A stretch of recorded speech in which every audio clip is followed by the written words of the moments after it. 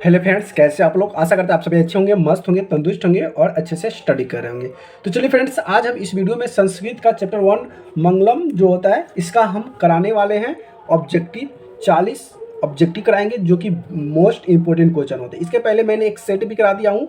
अगर आप नहीं देखे तो सेट को जाकर देख लीजिए और इसको भी देखिए और तब आप मैचिंग कीजिए कि जो सेट में जो क्वेश्चन दिए गए हैं क्या इस क्वेश्चन टकरा रहा है कि नहीं। ठीक है, तो चलिए प्यारे बच्चों, यहाँ से हम सेट को सॉल्व करेंगे। अगर चैनल को सब्सक्राइब नहीं किया तो चैनल को सब्सक्राइब जरूर कर दीजिए, बेल आइकन को दबा दीजिए ताकि हमारे जितने भी नए वीडियो हो अब तक पहुंचा रहे हैं।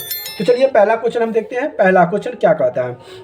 पहला क्वेश्चन पूछा कि मंगलम पाठ में कैसे मंत्र संकलित किए गए हैं। मंगलम पाठ में जो मंत्र दिया गया है कैसा है, तो यह है पदात्मक है। क्या है? पदात्मक है, यानी कि इधर राइट आंसर हो जाएगा। दूसरा है मंगलम पाठ के परमात्मा की अपरा विद्या के 5 मंत्र किससे संकलित है। तो ये संकलित किससे है? ये संकलित है उपनिषद से। किससे है? उपनिषद। देखिए ये क्वेश्चन पूछा गया है 2018 में भी पूछा गया है, 2020 में भी और 2022 में भी पूछा गया है। ठीक है, तो हर बार क्वेश्चन जो होते हैं ना बदले जाते हैं और कुछ क्वेश्चन आते भी हैं, इसीलिए क्वेश्चन को लास्ट तक जरूर देखिएगा वीडियो को और इसे सॉल्व जरूर कीजिएगा। ठीक है, चलिए तीसरा है कि मंगलम पाठ में कितने मंत्र हैं। मंगलम जो पाठ है इसमें मंत्र की बात कहा गया है, तो इसमें मंत्र कितने हैं, तो इसमें जो ना पंचम है। क्या है? पंचम, यानी कि 5 मंत्र है। ठीक है, उसके बाद है मंगलम पाठ का प्रथम मंत्र किस उपदेश से लिया गया है। मंगलम पाठ का जो प्रथम मंत्र है ये कहाँ से लिया गया है, तो ये लिया गया है ईश्वरावस्य उपनिषद से। कहाँ से?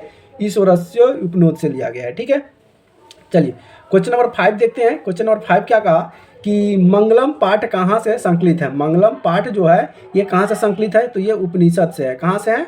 उपनिषद से। सीधा राइट आंसर हो जाएगा। उसके बाद है मंगलम पाठ में कितने प्रसिद्ध का वर्णन किया गया है। तो मंगलम पाठ में जो सिद्ध का वर्णन किया गया ये है दर्शन शास्त्र। क्या है? दर्शन शास्त्र, यानी कि भी द राइट आंसर हो जाएगा। वेद के कितने प्रकार हैं। वेद के कितने प्रकार हैं, तो वेद के 4 प्रकार है। कौन कौन प्रकार है प्यारे बच्चों? ऋग्वेद, सामवेद, यजुर्वेद और अर्थवेद। ठीक है, 4 गो वेद होता है। ये सबको आपको याद कर लेना है, चारों वेदों का नाम मैंने आपको बता दिया। चलिए क्वेश्चन नंबर देखते हैं 8। क्वेश्चन नंबर 8 क्या कह रहा है प्यारे बच्चों? क्वेश्चन नंबर 8 है कि वेद रूपी शासक क्या होता है। वेद रूपी शासक क्या होता है, तो वेद रूपी जो शासक होता है नित्य होता है। क्या होता है? नित्य होता है, यानी कि बी द राइट आंसर हो जाएगा।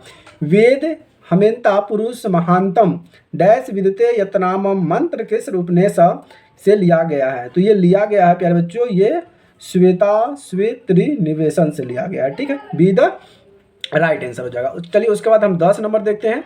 10 नंबर क्या कहा कि उपनिषद क्या है। उपनिषद के रचनाकार कौन है। उपनिषद के रचनाकार कौन है, तो उपनिषद के रचनाकार है वेद व्यास। कौन है? वेद व्यास। आपको याद होना चाहिए उपनिषद के जो रचनाकार है कौन है, वेद व्यास है। उसके बाद उपनिषद किसका अंतिम भाग है, तो उपनिषद जो है वैदिक साहित्य। क्या है? वैदिक साहित्य का उपन्यास है। ठीक है, उसके बाद उपनिषद में कितने प्रकार है। उपनिषद के कितने प्रकार है, तो उपनिषद के 108 प्रकार है। ठीक है, कितने प्रकार है? 108 प्रकार हैं। अगला देखते हैं 13 नंबर क्वेश्चन प्यारे बच्चों। चलिए क्वेश्चन नंबर 13 क्या कहता है कि सत्यमेव जयते किस उपनिषद से मूल मंत्र है। सत्यमेव जयते जो है किस उपनिषद का मूल मंत्र है, तो यह है मुंडकोपनिषद। ठीक है, मुंडकोपनिषद, यानी कि सीधा राइट आंसर हो जाएगा। चलिए अगला है कि नदियाँ नाम और रूप को छोड़कर किसमें सम्मिलित है। नदियाँ जो है नाम और रूप को छोड़कर किसमें सम्मिलित हो गई है, तो ये सम्मिलित हो गई है समुद्र में। किसमें हो गई है?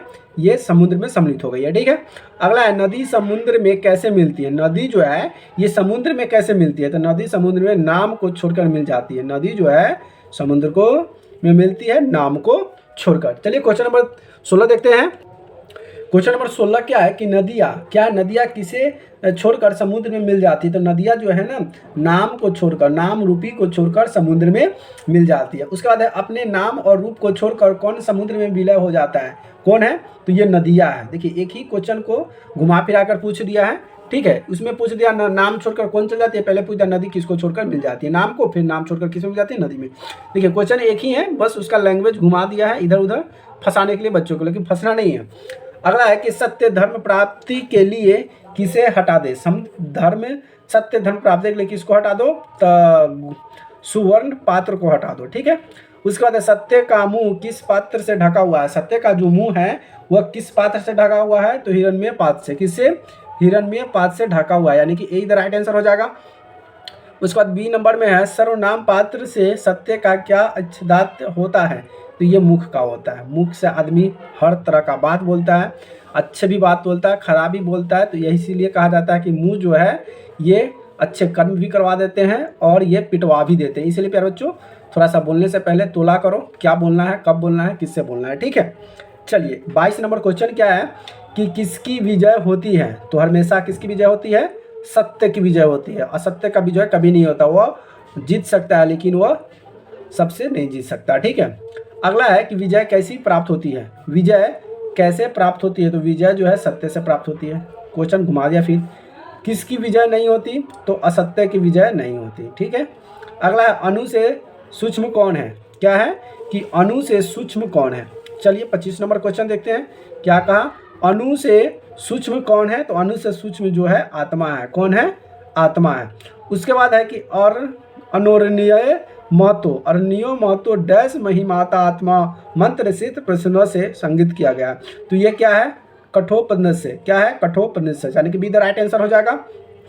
उसके बाद अरोरणीयान डैश महियान प्रधान सा किस रिक्त स्थान में पद से सुनिश्चित करेगा। तो इसकी अगर बात करें तो ये महतो क्या हो जाएगा, महतो अरण्यम, देखो ऊपर में दिया हुआ है ना, और नोरनियान महतो, यहाँ पे लिखा है और ओरनियान महतो, बस सेम चीज़ है, बस इसमें महतो हटा दिया है तो यहाँ पे महतो हो जाएगा, ठीक है। चलिए क्वेश्चन नंबर 28 देखते हैं। क्वेश्चन नंबर 28 क्या करा है उसके बारे में समझते हैं। क्वेश्चन नंबर 28 है कि हिरण्य पात्रेण डस दृष्टे मंत्र किस प्रसिद्ध पद्धति। इसकी बात करें तो ये जो लिया गया है ईश्वास्य उपनिषद से लिया गया है। किससे, ईश्वास्य उपनिषद से लिया गया है, ठीक है। चलिए अगला है हिरण्य पात्र किसका मुंह ढका हुआ है। हिरण्य पात्र से किसका मुंह ढका हुआ है, तो ये सत्य का ढका हुआ है। किसका ढका हुआ है, सत्य का ढका हुआ है, ठीक है। चलिए तीसरा नंबर क्या है, 30 नंबर क्वेश्चन की प्रस्तुत पाठ में किसकी महिमा का गान किया गया है। प्रस्तुत पाठ जो है इसमें किसकी महिमा का ज्ञान किया गया है। तो इसकी बात करें तो यह परमात्मा का ज्ञान किया गया है, ठीक है, परमात्मा का ज्ञान, ठीक है। चलिए 10 क्वेश्चन और बच गया, उसको भी देख लेते हैं। चलिए क्वेश्चन नंबर 31 क्या कहा है कि परमात्मा कहाँ रहते हैं। परमात्मा जो है कहाँ रहते हैं, तो परमात्मा एक अनंता नहीं, परमात्मा सभी जगह रहते हैं, यानी कि सर्वथा। क्या हो जाएगा, सर्वथा, परमात्मा है सर्वथा अस्ति, यानी परमात्मा सभी जगह वास करते हैं, सभी जगह रहते हैं, ठीक है। यह संसार किसके द्वारा अनुशासित है। ये संसार जो है किसके द्वारा बनाया गया है, तो ये परमात्मा के द्वारा है। परमात्मा ही दुनिया में नहीं आते तो ये संसार में कोई जीव ही नहीं रहता। चलिए ऋषदादि प्राणी को क्या कहते हैं। ऋष्यादि प्राणी को, प्राणित को क्या कहा जाता है, तो प्राणी को कीर्तक कहा जाता है। क्या कहा जाता है, कीर्तक कहा जाता है। सीधा राइट आंसर हो जाएगा। चलिए क्वेश्चन नंबर 34 और यहाँ से आपका लास्ट क्वेश्चन आता है 36, ठीक है। चलिए तो क्वेश्चन नंबर 34 क्या करेगा, प्राणी की हृदय रूपी गुफा को कौन विद्वान है। प्राणी की हृदय रूपी जो गुफा है इसमें कौन विद्वान है, तो इसमें जो है ना आत्मा विद्वान है। कौन सा है, तो इसमें आत्मा विद्वान है, आत्मा अंदर में छिपा हुआ है। महान से भी महान क्या है, महान से महान भी आत्मा है, ठीक है। कौन है, आत्मा ही महान है, आत्मा ही सब कुछ कराता है। तो महान से भी महान किसे कहा गया है, आत्मा को कहा गया। और यहाँ से लास्ट और आखिरी क्वेश्चन ये रहा कि देवलोक का मार्ग किसके प्रस्ताव है। देवलोक का मार्ग किससे प्रशस्त है। तो इसकी बात करें तो ये सत्य से। देवलोक में सत्य की जीत होती है और सत्य का हार होता है। इसलिए हमें हमेशा सत्य वचन बोलना चाहिए, सत्य काम करना चाहिए, सत्य राहों पर चलना चाहिए। तो प्यारे बच्चों ये संस्कृत का पहला भाग और मेंडलप, और यहाँ से 36 क्वेश्चन कंप्लीट होते हैं और जो कि एग्जाम में पूछे भी जाते हैं। प्यारे बच्चों वीडियो को लास्ट तक जरूर देखा कीजिए। वीडियो को एक बार नहीं तो 2 बार देखा कीजिए और पूरा देखा कीजिए। जब तक पूरा देखिएगा नहीं, पूरा देखने के लिए, जल्दी देखने के लिए आपको एक ट्रिक बता देते हैं। आप सेटिंग पे जाइएगा और वहाँ से स्पीड पर जाइएगा और स्पीड को 2 गुना मार दीजिएगा। जो भी बात होगा एकदम फास्ट में जाएगा, आपको जल्दी जल्दी देखते जाना है, सुनने जाना है, तो ये उसका जल्दी खत्म हो जाएगा, ठीक है। तो चलिए वीडियो को यहीं तक अंत करते हैं, फिर मिलते हैं अगले वीडियो में। तब तक के लिए बाय बाय।